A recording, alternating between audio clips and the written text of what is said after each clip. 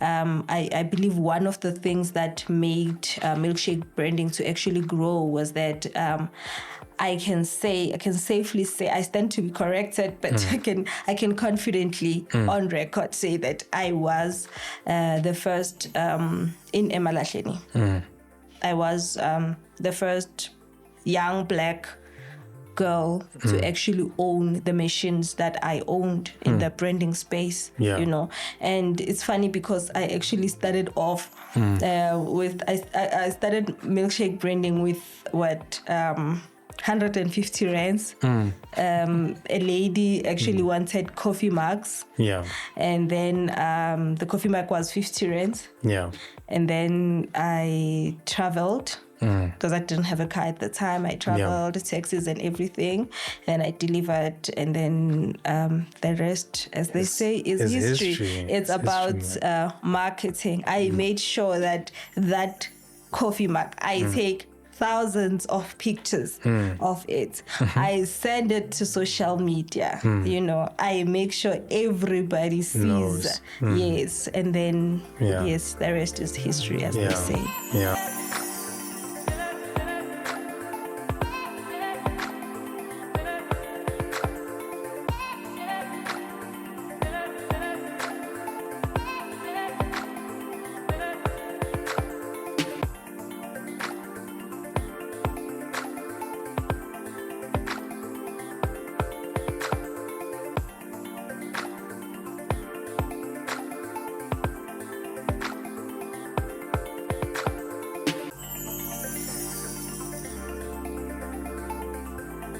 Well, hello and welcome yet again to another episode of the Lead podcast, where we are so passionate about bringing leaders and putting them on this platform so that you can learn and become the next leader of tomorrow. So I'm very pleased to bring someone who I think is a trailblazer in her own right, and someone whose plate is so full, I think they definitely need a second plate. None other than Mmasechaba Makua. Welcome. Thank you, Solomon. Yeah, welcome to the podcast. Tell us about yourself. We'd like to know about where you grew up, your background, your family. Please let us into your personal life. Okay, thank you for having me here. I'm Mmasechaba Makua, and I grew up in Tlalangahle, is Nambini, but I'm born in Limpopo, in a village called Skurnot. But we call it Skinot. Skinot, yeah, but it's actually Skurnot. But I grew up here in Witbank in Tlalangahle. And I was raised by my grandparents, because both my parents were still at varsity at the time when I was growing up. So I was raised by my grandparents, Mr. and Mrs. Makua. Actually, a pastor. Makua. Yes, my grandfather was a pastor. Unfortunately, he has passed on now. But I grew up in a Christian home. I was that child that went to Sunday school every Sunday. Yeah. And not going to Sunday school was a real abomination, so to speak, in my family. So yeah, that's how I grew up. Yes. Wow. So tell me something then, in your childhood, you were raised by your grandparents, as you say. Yes. I want to also know, outside of your grandparents, who are the other people as well who had a big impact in your upbringing? Well, it has to be everybody that I've come across and we're positive. We're doing well in life. We're good people. Yeah. We're inspirational. Yeah. So apart from my grandparents, remember, it takes a community to raise a child. Yeah. So that lady in our street, that was actually, a good member of the community, did shape who I have become. Yeah. And basically everything positive and everyone positive around me. Yeah. Yes. No, super. I'm glad you spoke about community because you say you come from Shalangash and it's characterized as an informal settlement. Sure. I know it has developed, but in its initial stages. So I want to ask you, being from a place such as Shalangash, do you think that your environment can make or break you? And I want you to answer based on how your own life has turned out. An environment actually plays a big role in one's life because it forms the framework, of what your life is and how you actually view life. But to answer the question, I do not think that an environment can actually break you. Yeah. For instance, myself, I've always dreamed outside of my environment. Yeah. I have never seen myself as a subject of my environment, although I was subjected to the environment, but I have just never seen myself as a subject of my environment. So I do not believe that your environment can actually break you if your mindset is in the right place. So ultimately, mindset determines, and vision, of course, having an idea of where you want to go. Yes. Yeah. So you think that definitely had an impact. You always had this idea center of your mind that, you know what, I might be from here, but I'm definitely not going to be. I'm not going to end up here. Yeah. And I am not, like I said, a subject of this place. This environment. Yeah. Now, interesting. Maybe before we continue as well, just want to delve into your personal life a bit. Are you married? Do you have children? Where are you? I am not married. Yeah. So legally, I am single. And I don't have any children. Okay. As yet, yes. Okay, but I'm assuming you do have plans at some point. Yes, of course. Yeah. I am a believer of family structures. Yeah. Yeah. But looking at your schedule now, do you think, having a family at this point with so many things that you are busy with, do you think it would be a distraction or a blessing? It will definitely be a blessing. Yes. Yeah. Okay, so you think you're at the stage in your life where maybe it's time to just unwind and become a mother and take care of children, kids throwing Pampers at you and, nappies and all that stuff.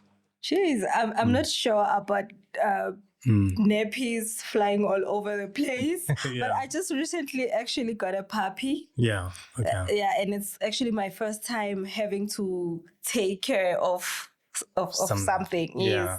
Yes. Outside of business and family members. So I think I got a feel of what it is to actually have nappies flying all around. So I don't know. Yeah. I don't know, but I believe that family is a blessing. I believe in family. Yeah. Yeah. No, definitely. And do you have siblings? Brothers, sisters? Yes, I do. I have 2 beautiful sisters, very intelligent. Are you the oldest, the youngest? I'm the firstborn, yes. You're the firstborn. Yes. So they look up to you for inspiration. They do. Yeah. They do a lot. No, that's excellent, man. Growing up in an environment where, being a woman can be quite a difficult thing in a patriarchal environment. So I want to know some of the struggles that you faced having to, assert yourself in the business world as a woman. Can you just walk us through some of the challenges you faced and how you overcame them? Thanks for that question. With me, it was not just being a woman. I got into the business space very young. So also the fact that I was just a young girl, pursuing big things, I was looked down upon. I was discouraged a lot. I was always sidelined. Yeah. But I've always known that I belong. So I just, made sure that I keep my feet on the ground and I do not fold. Yeah. You strike me as someone who's got a very strong will and someone who does not give up very easily. I don't know if there's many ladies maybe, or even men who inspire you, who you look up to currently in the business space or any other space, as a matter of fact. I look up to Connie Ferguson. Yeah. Ever since I was a young girl, I remember my father, because I had told my parents that when I grow up, I want to be Karabo Moroka. So he would still ask me, my father would ask me, do you still want to be Karabo Moroka? Yeah. So yes, I look up to Connie Ferguson. She's one of the women that I look up to. And that's that. Okay, and then what motivated you to get into business? When did the business bug bite? Do you think it's something that you saw when you were a youngster? Or how did it happen that you got into this space of business? Well, firstly, my father is an entrepreneur. Okay. Although by profession is a lecturer. But then he retired very early when I was still very young in primary school. So I got to watch him build his businesses from the ground up. So yeah, that's where I actually got the inspiration and the love. But one of the main things actually that most entrepreneurs don't like to admit, but for me, it was also wanting a better life, economically, myself. So that's what drove me into business, and also being able to solve problems that, the world faces, because as entrepreneurs, basically that's what we do. We solve problems. Problem solving. So true, and one thing I also know is that you're very passionate about assisting businesses and working with businesses. So tell us a bit more about that. I know you're very strong in that field, so walk us through that. So I'm active in a number of organizations, and I also run a number of organizations that actually assist businesses to grow. Yeah. The reason why I am so passionate about growing other businesses and brands and all of that is because, having grown up where I grew up, it was so hard to find to get help from anyone. So I told myself that if I can crack it in the business world, I'll definitely be the person that I needed. Yeah. Now, with that being said, I want to be a bit mischievous then. Based on your own experiences, if you were the Minister of Small Business Development today and you were given 30 days in your role, what would you do based on what you've seen so far in the field and these experiences you've gone through? So a lot of businesses are over motivated, if I may say so, and underfunded. So what I will definitely do is I will make sure that I inject a lot of money in the development of small businesses, because most of us don't come from, the most privileged backgrounds, you see. Yeah. So I would definitely make sure that the funds are there. Because it's very hard. It's very hard without the capital. I work with a number of aspiring entrepreneurs, and one of the most difficult thing that they have or that they encounter is the capital. So I would make sure that I give them less notes and more catching. So they need more financial support than the non-financial support that they're getting. So in your opinion then, what do you think of organizations like your NYDA and such other we call them development financing institutions. What do you think of them, and have you ever had assistance from them in your business journey?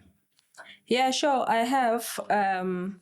They are very useful. Yeah. They are very key. However, a lot of people, particularly young people, do not have any information. They do not know where to go. They do not know what is there for them. But there are grants, there are funding programs. There are programs that actually assist, financially. So I do believe that they play a very fundamental role. Myself, I'm a beneficiary of such, programs. Yeah. But as you say, you wish it was so much more. There was so much more that could be done for businesses, especially from a funding perspective. I know in the COVID period, many businesses went down under. They went belly up simply because there was not enough funds to help them. And these companies were not companies that needed money to expand. They just needed working capital, money just to be able to pay the rent, the lights, to support themselves and pay their stuff. And then they would get that money back. So I'm glad you actually raised this issue, because I know funding is definitely one of the biggest stumbling blocks.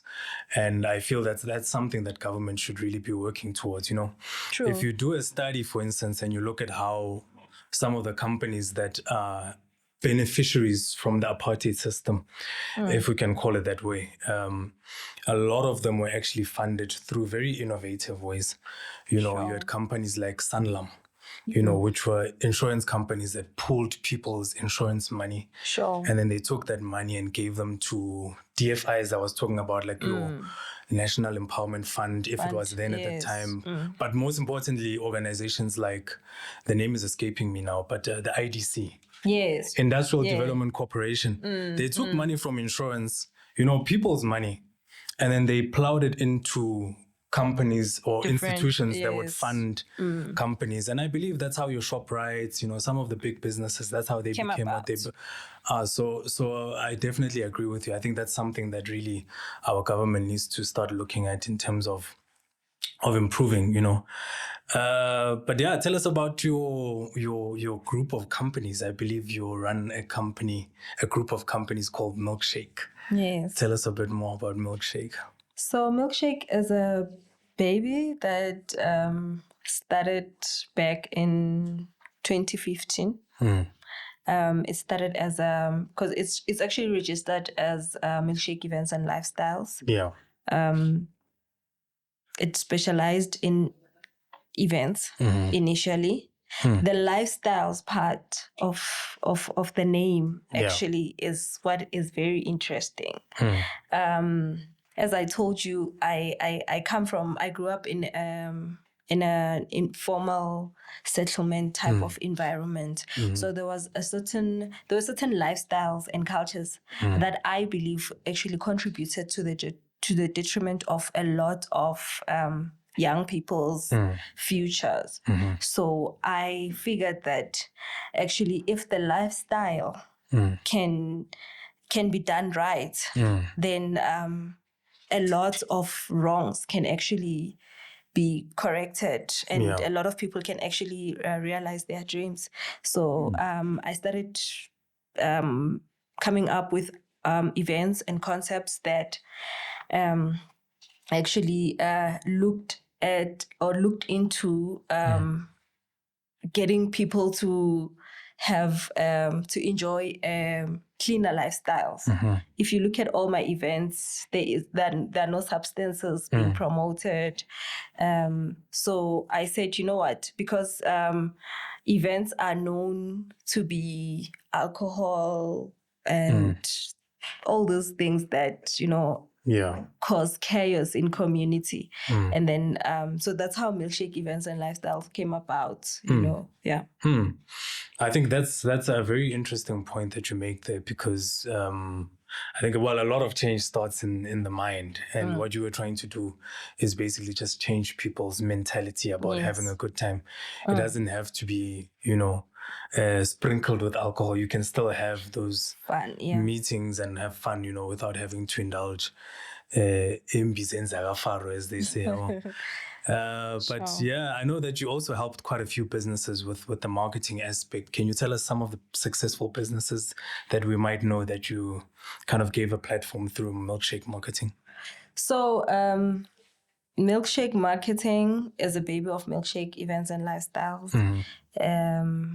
There are quite a number of businesses, but I'll mention the most recent one that I have actually worked with. Is I won't say the name of the company, but it's an arcade business that was really struggling with their sales. It's based in a location. Actually, their biggest problem, the biggest challenge was the location. So, and then it's Black owned, a small business. And when I came into the company, I remember they had made just below 5,000 rand profit. Actually, it was not a profit, it was a loss, because the rent that they're paying was actually 26,000 rands. And they had just made just below 5,000 rand in profit. And so I worked with them for 2 weeks, and they were able to actually triple that amount that they had made in sales, and it was just 2 weeks.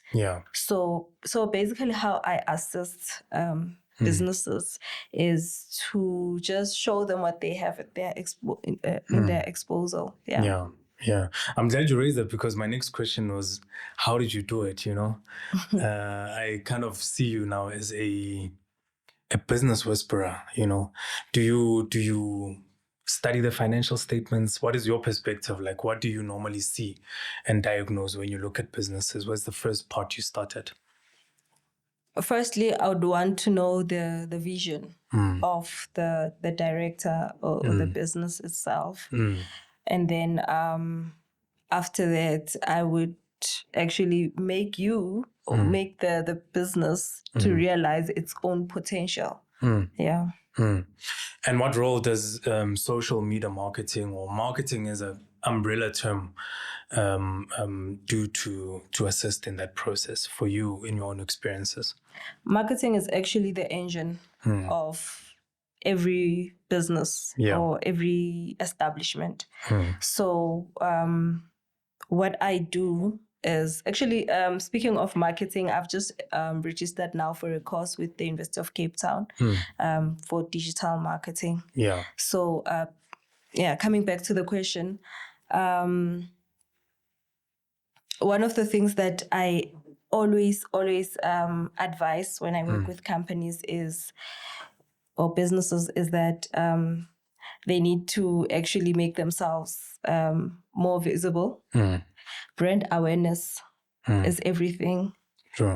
Social media is there for that. I need to be able to see this podcast every day, or at least twice or thrice, but it should be every day, so that the brand remains in the mind, in the subconscious mind, at the back of my mind.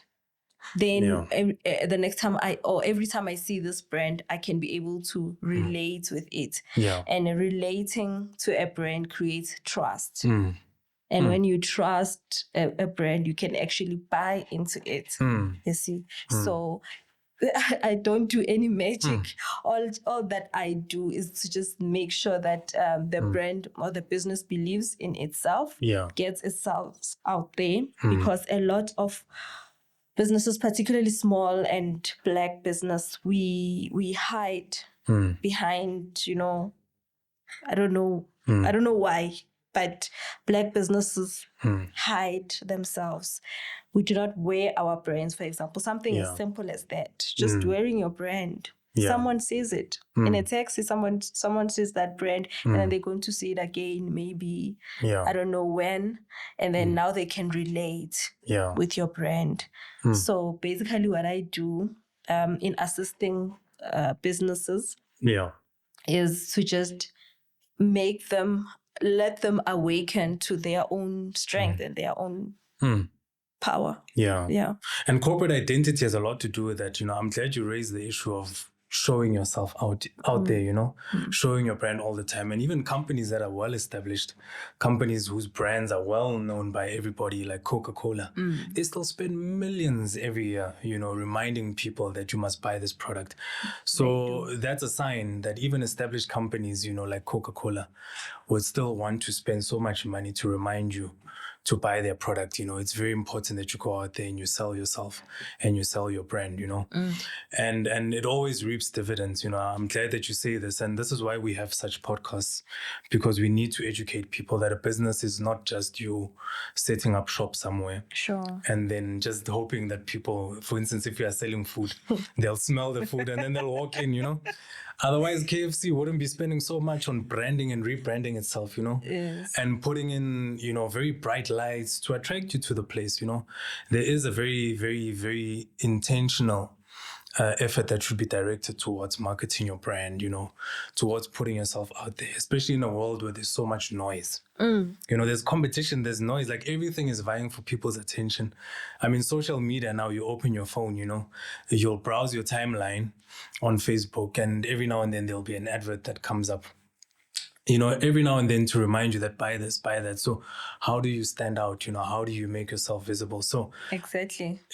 And like you're saying, every day, every minute, there are thousands of brands that are competing for your attention, or the customer's attention. So you need to be amongst them. You need to be amongst them. I mean, when you're driving on the road right now, for me, when before I got here, I don't know how many billboards.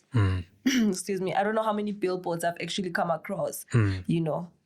So if you cannot afford a billboard, then you need to be the billboard for your company. Everywhere you go, everywhere you go, whoever you meet, they must know about your brand. And I like that, that you say that you don't have to go all out there, and I don't like name dropping, but I think our conversation, because it's so marketing focused, I look at like Nando's, and how they do their marketing. They don't do your traditional adverts that you see on TV, They'll jump onto whatever is trending. Yes. And then they'll turn that into an advert, and it's just basically someone who's aware of what's trending on social media and a graphic designer. And this person will just take whatever is on social media now and design a leaflet or a brochure or a display, that says that, this is what is currently trending, And they ride that wave. And it creates so much engagement. Like I see how people, I was just watching one now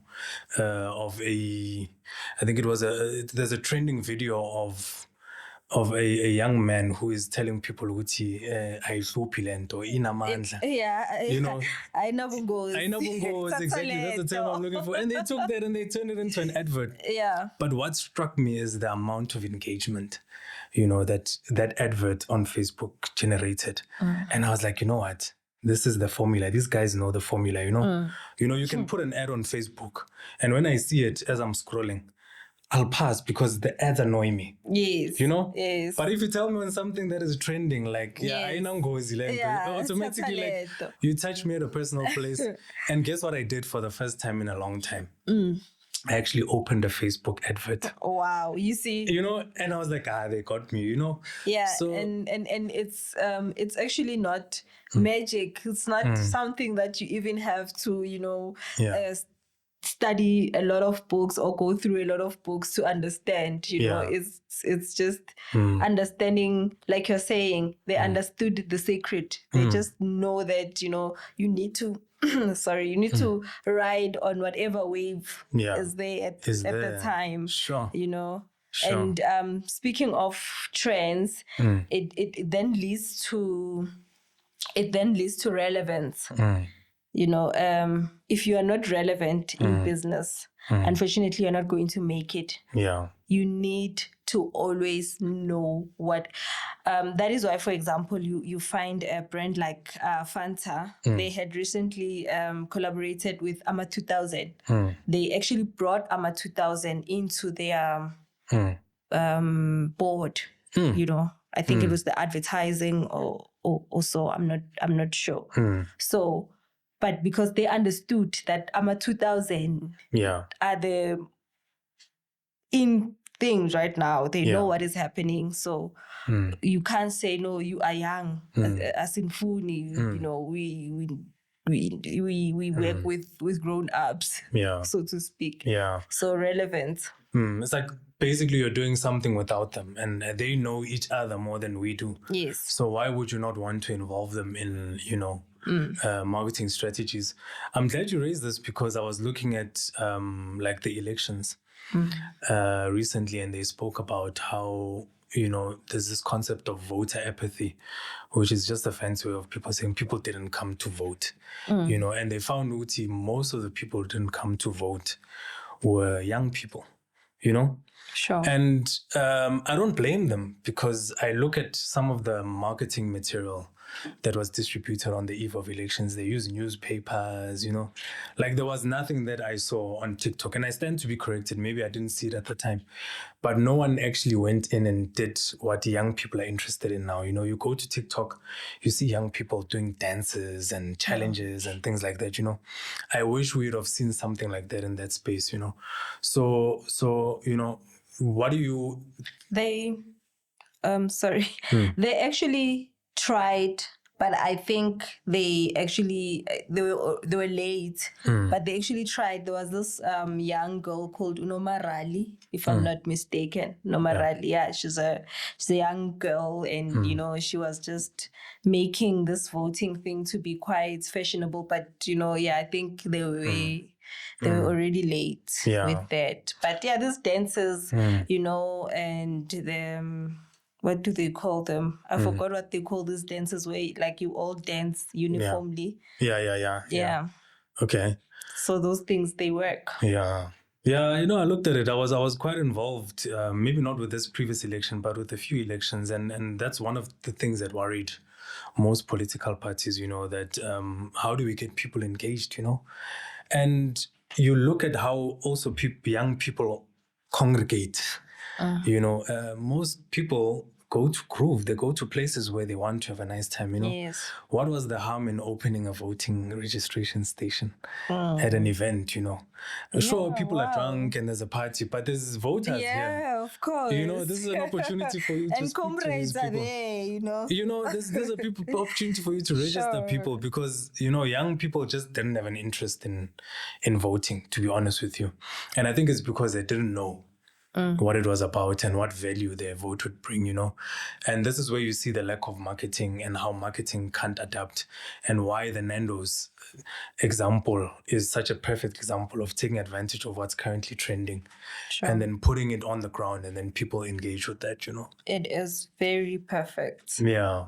Wow, man. No, that's a very interesting assessment. I must say, I've always had a fascination with marketing as well. I've always thought that, you are a brand, and you must, invest so much time in your corporate identity. Even little things like corporate clothing, a shirt with your company, you never know who's watching. Just you walking into a taxi with your logo there. Someone will remember that, and they'll go tonight on Google and research that company and find out what it's about, And you never know what could happen, if this person finds that this is something they need, they call you, and just like that, you've concluded a business deal, And the word of mouth. Yeah. And before you know it, you're on top of the game. Okay. No. I hear you. So you spoke about your education and how you are currently at UCC. Tell us about that, and tell us about your educational background in general. Okay, so with the UCT is just so that I can enhance my marketing work, because I can say that it started off as a passion. It was not something that I had formal education for. So that is why I've actually registered for the marketing course with the University of Cape Town. But I'm a law scholar. I'm pursuing an LLB it has taken me quite some time because of my business engagements. So I registered for an LLB, and then I think just at the beginning of my first year, I got into business and things started happening. So there are some semesters where I actually can't even take my exams, So but I am a law student. I am passionate about law. I love it, and I do very well. Now tell me, how is what you have been studying assisted you in your current business environment? It helps with actually knowing when and how to actually speak out. I can say that, and actually knowing what your rights are and what isn't right for you, and knowing what boundaries, because in business you can find yourself in hot water. You can find yourself being sued and all of those kind of things. So I think the law part of my life actually really safeguards me and my businesses. Now tell me then, when you do graduate, do you have any plans of actually branching out into full-time law, or do you see it in this format that you've just described now as something that assists you as a business person? I do have plans of actually having a law firm, but for me, I'm pursuing the degree or the law education so that I can be able to actually advocate for businesses and women in business and all of that. We really hope we'll see you one day standing before a judge with your silks, as they call them, and presenting cases. There's very, very, very prominent lawyers that we see who, when you listen to these guys, you can just see these people, they are gifted in the art of reading the law, but speaking it as well, Abo Moses Kakane, these are guys who, they are mooring it in the space, and, you hear how this person constructs arguments. I think that's one thing for me that strikes me about law, how it teaches people to think in a logical way. But also in a very informed way to achieve an outcome. You listen to how these guys, build up cases and defend people. And you're like, and you see a lot of them are also bold. And I always say, I'm sure it must be all that reading, because either they are wearing glasses or they are bold. There's a lot of reading. There's a lot of reading. There's a lot of reading, That's one thing I've established about it. But it's a beautiful... It's a beautiful career, very beautiful field. I look forward to actually completing my studies here. So if you do become an advocate, then what becomes of your business? Are you going to outsource, or you're going to, the term I'm looking for actually is, you're going to delegate someone to run your businesses on your behalf, or do you think you can run both interests at the same time? I'm definitely not letting go of my businesses. So as I have mentioned that I'm not looking to go into full-time employment as an advocate, or maybe being employed by, government or stuff like that. I'll just, use my qualification to advocate and enhance my businesses and other businesses and other people in certain spaces where there's a lot of oppression. Like recently, I was looking at the petrol attendants, and one of the things that actually that I've picked up is that those guys are actually being overworked and underpaid, and they don't have any representation. Although they are represented by a certain union that I don't want to mention, but the said union is actually not prioritizing them. It's more into the mining space. Rhymes with Busa. You said it. So those, when I say I want to advocate for people and people in certain spaces. I'm talking about that, where I can be able to have an association where I actually renegotiate or review the working conditions of certain people in certain spaces. So that is basically what I look forward to doing in the space of law, but not to actually be not to represent criminals stuff like that. Yeah. Okay. Now your interest in business, you said businesses, leads me to ask my next question. What other business interests do you have? I know we've spoken about Milkshake, and there's other NPOs as well that you're involved in. Just walk us through all of that, please. Okay, so Milkshake has there's Milkshake events, we've already spoken about it, and there's Milkshake marketing, and then we have Milkshake branding, which is the one that is booming. It grew so massively. And then, so with Milkshake branding, we basically focused on branding, your PPEs, your uniforms, everything. Signage and outdoor marketing, all those kind of things. So that is that with Milkshake. And then my other business interest, basically I'm just a hustler. I sell every day. I sell water. I sell water. I sell I'm a fashion buyer. Yeah. Yes, I'm a fashion buyer. What is that? Sorry, let me come in and for us who don't know, what is a fashion buyer? Oh, so let's say for example, you've just gotten a new job, and then you want to dress according to your new, and then maybe you don't know how to, pick the clothes, and then that's where I come in, and then so that is what fashion buying is, or consulting. Yeah. Oh, okay. Or maybe if you don't know how to actually mix, match your wardrobe. Yeah, that's what it is. And then what else do I do? The 2 plates introduction is coming back. You see, when I say you need 2 plates, that one plate is so full that you don't even remember everything on it, Yeah. But tell us while you're remembering, tell us about Milkshake marketing and branding.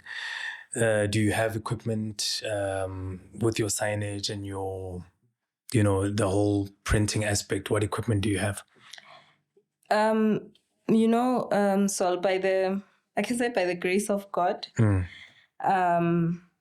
I have had the good fortune of actually owning equipment for the work that I do, from your embroidery machine, sublimation. I have vinyl cutters, what is this, coffee makers, when you brand. So I do have my own machinery. And I believe one of the things that made Milkshake branding to actually grow was that I can safely say, I stand to be corrected, but I can confidently on record say that I was the first in Emalahleni. I was the first young Black girl to actually own the machines that I owned in the branding space, And it's funny because I actually started off with, I started Milkshake branding with 150 rands. A lady actually wanted coffee mugs. And then the coffee mug was 50 rands. And then I traveled because I didn't have a car at the time. I traveled, taxis and everything. And I delivered. And then the rest, as they say, is history. It's about marketing. I made sure that coffee mug, I take thousands of pictures of it. I send it to social media. I make sure everybody sees. Yes, and then yes, the rest is history, as they say. Yeah. Now I've seen you on social media. I think you're on fire, bruh. You're a post-East. But I don't see your profile much these days. But I don't know if you unfriended me or what. But I hope it's not that, But I in the time that I had you on my socials, one thing I remember about you is that you would post quite regularly. Yes. And you would post, just like an advert, basically, to remind people that this is who we are and what we do. So you might not be educated in a marketing way, but you definitely have the natural gifts of marketing. Now, tell me, how many people under your employ in your businesses?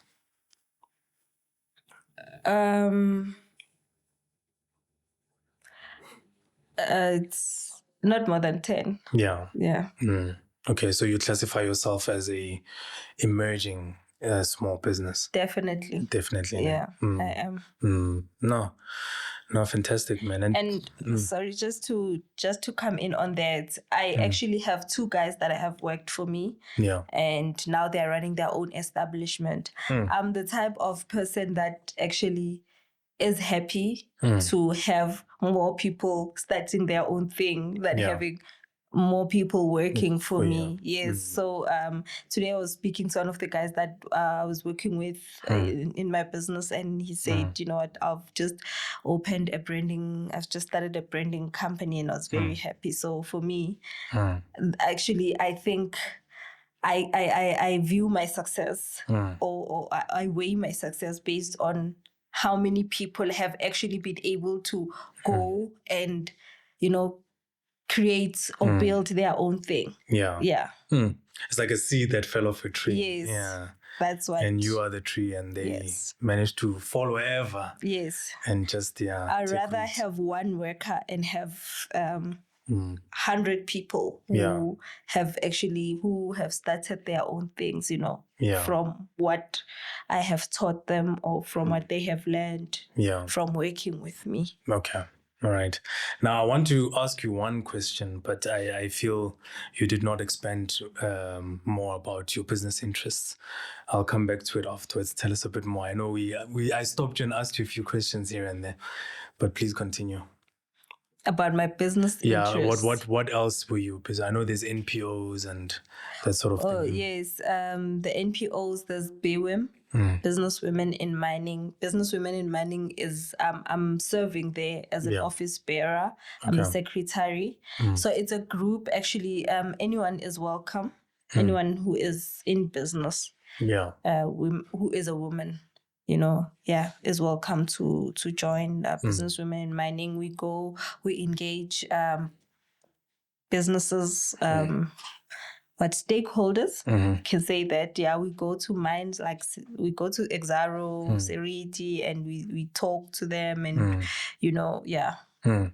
we pursue jobs and all of that, opportunities as a group, as a collective. And then there's Leaders in Skirts, which is a program of mine. It's a mentorship program where I actually mentor anyone, mainly ladies. I'm such a girl's girl.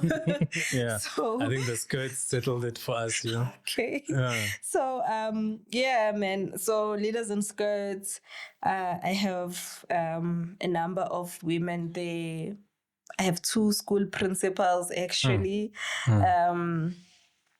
And others are chefs and carpentry and a number of business interests that are there.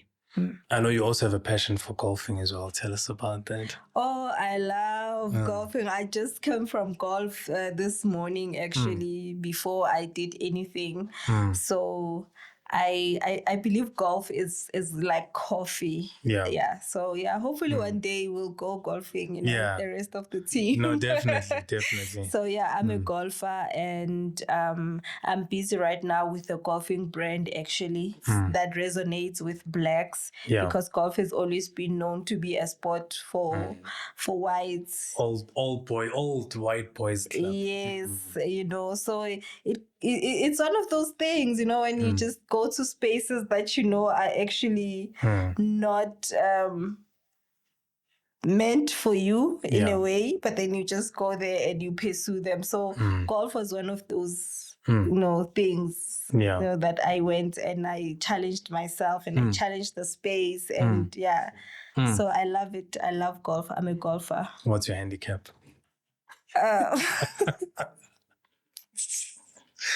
Yeah.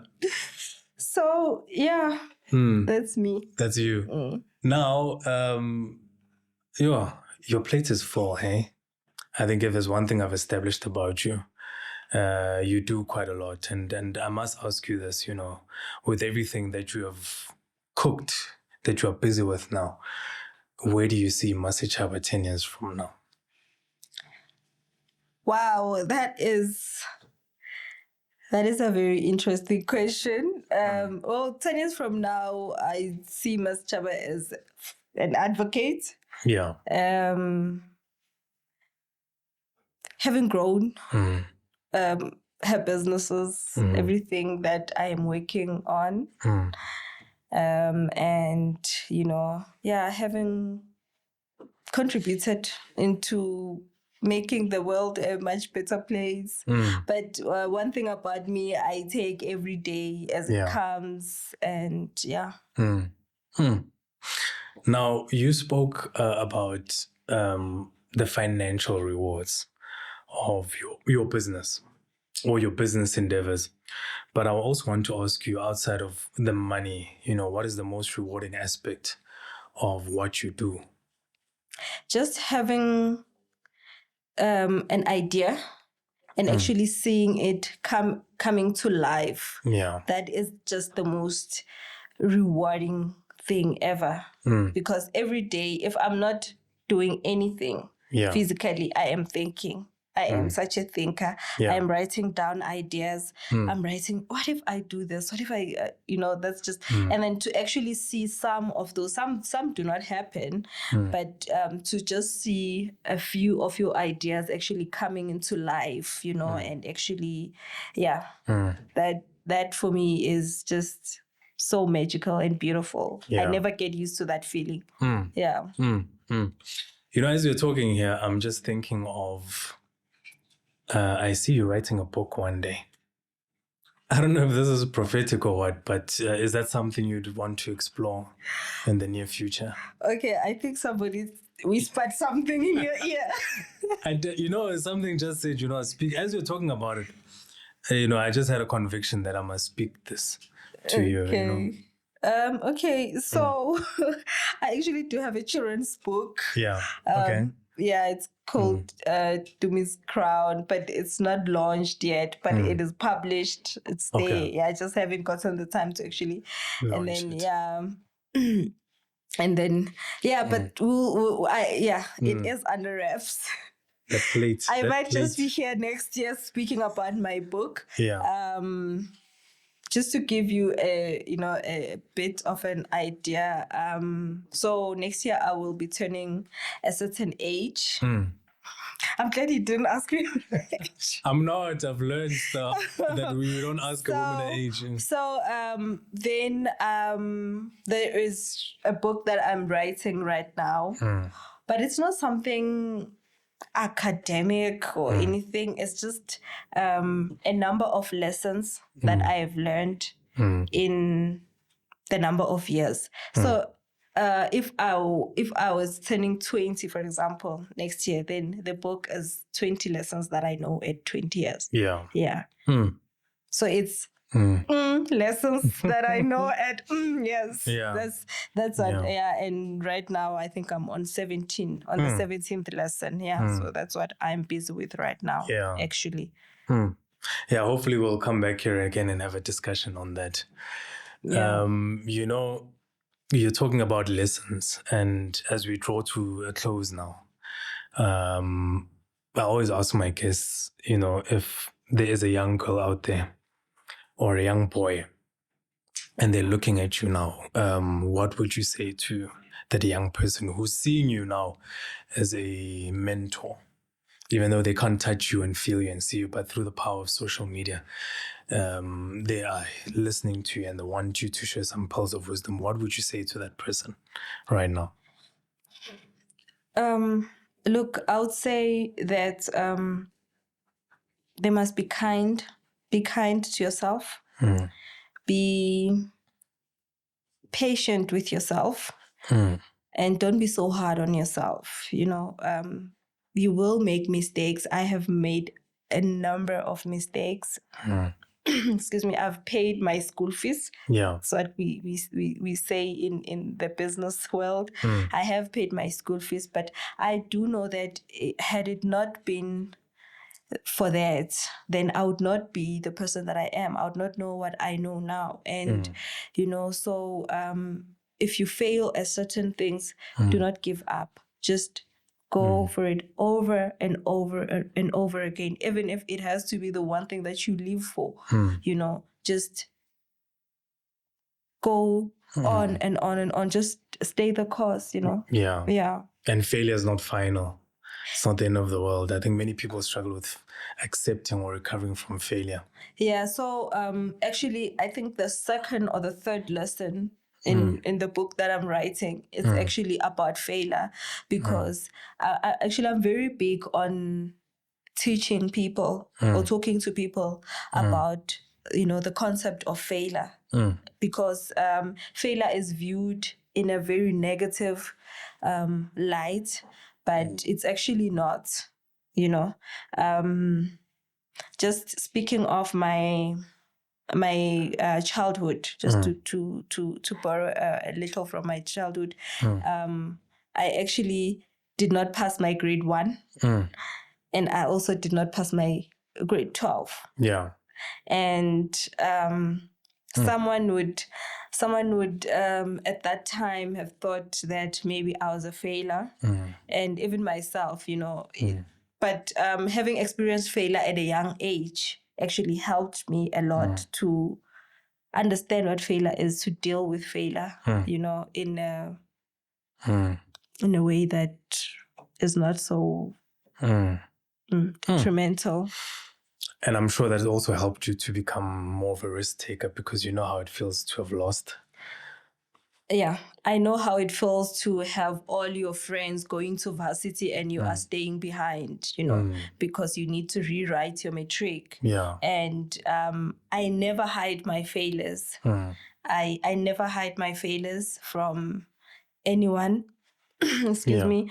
I would rather talk about my failures than my successes, because a lot of people actually hide, or shy away from failure. Yeah. Some people just even kill themselves just because they failed at a certain thing, and it's really not the end. So I would definitely say that, just pick yourself up and try again and again and again and again. I'm inspired, man. I'm very inspired. As we draw to a close, as I said before, this platform is a platform that is not just a talk shop, but we're also passionate about bringing someone on a platform like this and empowering our viewers. And I always ask this of everyone that we interview. We would like you to be part of a seminar or a webinar, if you will, where you would then be able to teach people about your experiences in business in your particular field, whether it's marketing or not, or whatever field that you find yourself in. Sure. We want to make it an interactive podcast, not just one where people listen and then they go back to life, Yeah. But we want to capture people. We want people to see a person like you who's already a mentor, who's a leading light, but also, someone that they can walk this journey in, because starting a business is a very daunting thing. For a person such as yourself, maybe now it's easy because you've had the experience. But for many people, for instance, who are working to walk away from a job security, and they know they've got this passion inside their heart to be something. There's something that always tells you you're destined to be something. But you're like, what if I, don't succeed and I fail and my kids suffer and so on. So we need people such as yourself so that we can create material that can teach people, that we can help you, we can walk with you on this journey. So I'd like to invite you to be part of that with your permission, please. Yes, of course. Of course. I actually I love this. This podcast is very relevant. It's what is needed actually right now in our generation. You know, we need to have conversations such as this. And I would love to be a part of whatever it is that you are doing in future. I'm a big believer of holding conversations, meaningful conversations. Yeah. And relevant ones as well. I like what you said as well, you know, because ultimately I think it comes down to networks. You know, I use the example of your ShopRites, you know, ShopRite is not ShopRite, you know, because it's just a shop, you know, but it's actually a network of people who work to make this company what it is, from Mr. Tennis Biscuits, from Mr. Coca-Cola, you know, all of them combine each other and they need each other basically to make the other grow. You know, ShopRite cannot have food in its store if it did not have Mr. Baker's providing him. So he understands that he needs him, you know, or her. And the opposite is also true. You know, Mr. Tennis Biscuits wants to produce in mass. And he knows that a shop like ShopRite has got the scale, you know, for him to produce in mass and lower his costs. And this is what we are trying to achieve with the podcast, you know, that in all of this that we are discussing, how do we come together and build something that one day would be of a scale where we are creating our own economies, our own ecosystems, you know, our own networks as well, where we can thrive. And I think that's, for me, the missing link in business. You know, we are operating in too many silos, you know, and there's a lot of distrust or mistrust. You know, my English airtime is finishing. You know, but you know, you just never know. So when we have environments like these where we can have honest discussions and people are vulnerable and they talk about their failures, they love talking about their failures like yourself, you know. The next person doesn't just look at you as a person who's driving a fancy car, you know, in shades one day, born and think, no, this one is arrogant. But they understand, Uti, you know, you are a person who has gone through so many trials and tribulations, so much failure, so much pain, definitely so many tears, you know. You've been broke, you know. You know what I'm saying? Like, like it's you know, you're a vulnerable person and you're enjoying the fruits of your labor, but that doesn't take away from the fact that, I like what you said, you paid your school fees. And that's what I'm taking from this, you know, and I'm hoping our viewers will also take that, you know, that you must pay your school fees. You must. You know, some gentleman once said to me, you know, people always judge people when they come upon some money. People act wild. And they lose their minds and they do ridiculous things when they make it, you know. And the guy was like, you know, sometimes when you are in an environment where you've been constantly facing failure and then you strike it one time, you know, you just want to release. You know, it's not that they are doing it because they're being irresponsible, but they're really celebrating the fact that they're out of that bad space. Maybe they're not doing it in a desirable way. And who are we to judge, you know? But having failed so many times and then you finally make it, you know, you really just want to enjoy yourself. But I'm going to leave it there. I want you to just give us some closing words. I know you wanted to say something as I was speaking.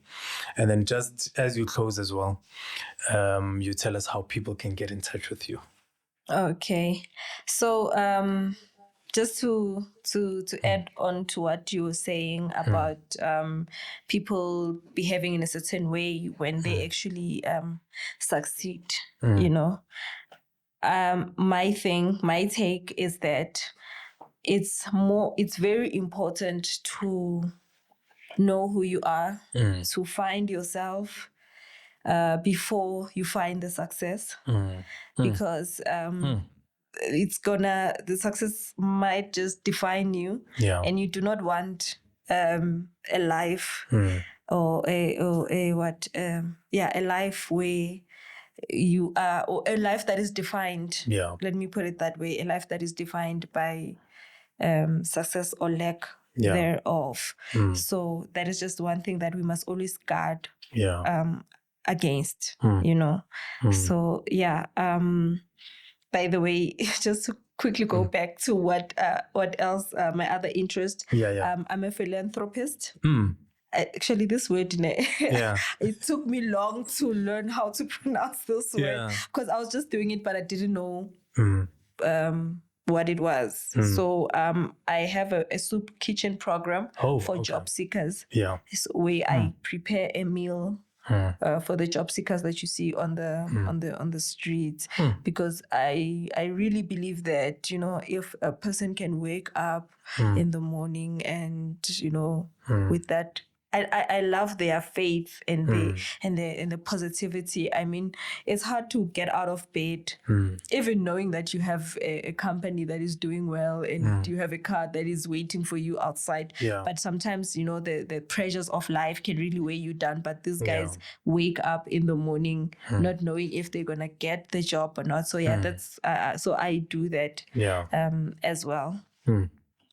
And then so what is it that I'd like to conclude with? There's a scripture in, I'm gonna take it to church a bit. There's a scripture in Isaiah 60 verse 22. It says, when the time is right, I, the Lord, will make it happen. So I just want to end by saying that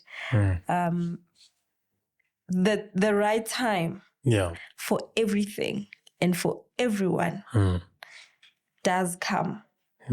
So you just have to be patient.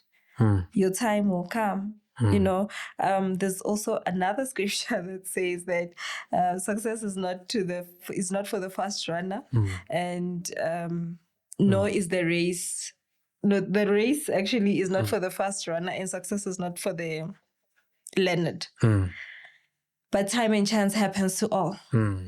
So definitely everything has its time. God bless you, man. Your wisdom is absolutely coming from a very deep well. I think that's another thing that I'm picking up, and it's no accident that you are where you are. And I believe that you will definitely be a world impact, and I do mean world. That's why we have social media, we have these sort of platforms. And I'm deeply encouraged because, when I see a woman such as yourself who is stretching herself every day, who's not comfortable, you might have it all, but I sense that you feel like you don't have enough and you reach out for more. And I think that's the attitude. That's the attitude that we should all have, that we should carry to the grave. And as you're speaking, I remember this quote, and maybe I'm paraphrasing it, where they say, here's to strong women, may we be them. I guess I'm a dude, so I wouldn't be one, but may we know them and may we raise them. And I'm a father of girls, and I sincerely hope that, I would be able to raise a woman such as yourself. So I commend you for the work that you are doing, especially with people who are disadvantaged. A mentor of mine once said, once you can resolve the issues of bread and butter, you can think clearly. Once you can resolve the issues of where you're going to eat, where you're going to sleep, you can think clearly, and maybe sometimes that's what affects us as well in terms of getting things done. You can't be creative enough to grow your business because you're worried about your next meal, what you're going to wear, your rent, so on and so forth, So I can bet you those people that you are assisting every morning with that food, you've made their life a lot more easier. At least they don't have to worry about what they're going to eat, so they can focus their mental energies and their capacities on hustling, So I pray and I hope that you get blessed. And I know that you are and you will be for what you're doing. Thank you. So with that being said, thank you so much for gracing us with your presence. Before we close, please let us know about how we can get in touch with you. I think that's what I asked you before we closed. Okay. So I am on Facebook as Mmasechaba D Gracious. I'm on Instagram as Mase Nation. And then I am on Twitter, now X, as Mother of Boss Ladies. Power. I think I cannot think of a better description of what lead is all about than what we have just experienced now. We have just received the masterclass in endurance, in fighting the odds, in beating your circumstances. And I really believe that, this episode here, just like all the other ones, is really an example of what can happen when you immerse yourself in your dream and you're willing to fail and fail forward and persist and really pursue your dreams with passion. It's possible. You just have to continue the good fight and fight all the way to the end to become what you have been destined to be. And we are here to help you every single step of the way. See you again soon.